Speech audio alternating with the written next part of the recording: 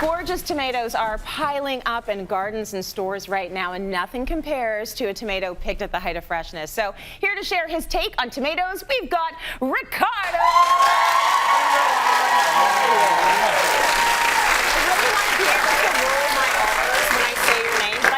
My R's. Can you roll your R's? Ricardo.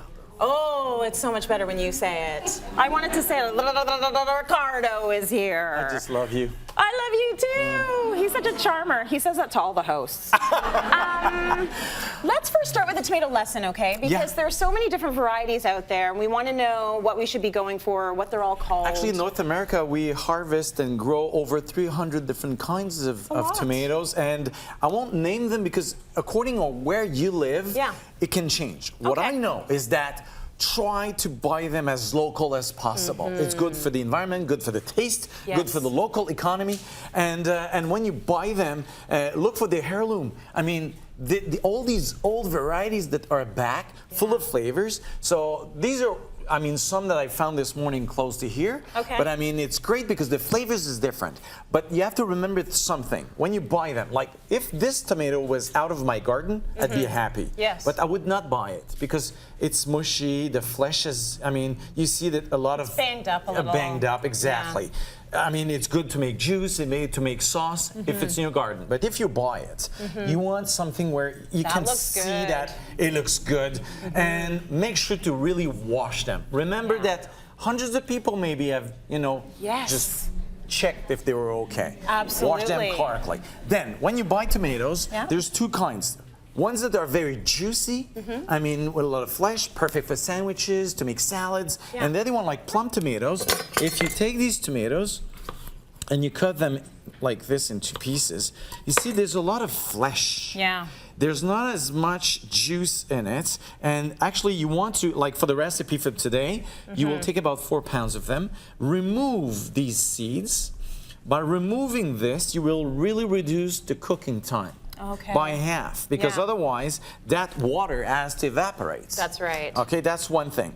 So a very quick tomato sauce, because in my family, tomatoes are kind of almost a religion. You do tomatoes. Every fall, we get together and we make 26 gallons, which makes about 100 liters. It's beautiful. It's a lot of sauce, and I don't can them anymore. I freeze everything. 4 cups in a bag in the freezer.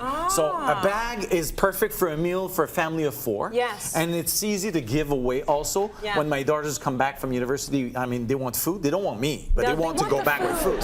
So I give them bags of tomato sauce. Do you guys all get together in your garage and do it? Because that's how they did it in my neighborhood. Outside the garage, actually, just outside. The garage. We'll do this probably next week. It depends. We go to the local market and we check on tomatoes. And you talk to the local Italians and ask them, you know, are they ready?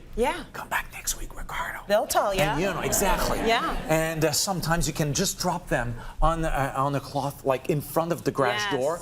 So a couple of days in the sun, take them in at night, out in the day. There's love behind this. Perfect. So you choose to whom you are giving this sauce. So, okay, quick recipe. You will see like this about 4 pounds of these great tomatoes. You put them in a pot like this, add an onion, a bit of garlic, 3, 4, 5 garlic cloves. Roughly chopped. A bit of salt. You cover.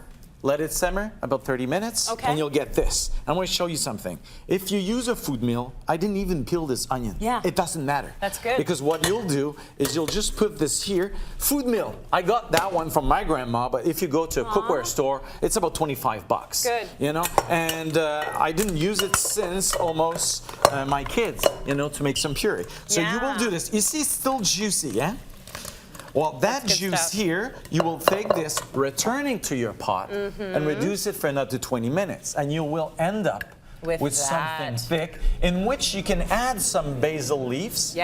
And it will flavor it. And this is perfect for pizza sauce, tomato sauce, lasagna.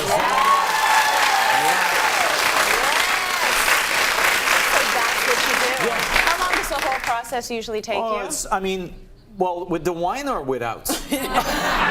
But if you're just cooking one batch as we're doing today, an hour it's done. Okay, good. And then you're going to have that for everything you might need in the future, because you're going to add that to different sauces as well. Totally. We'll do more with them. I love that.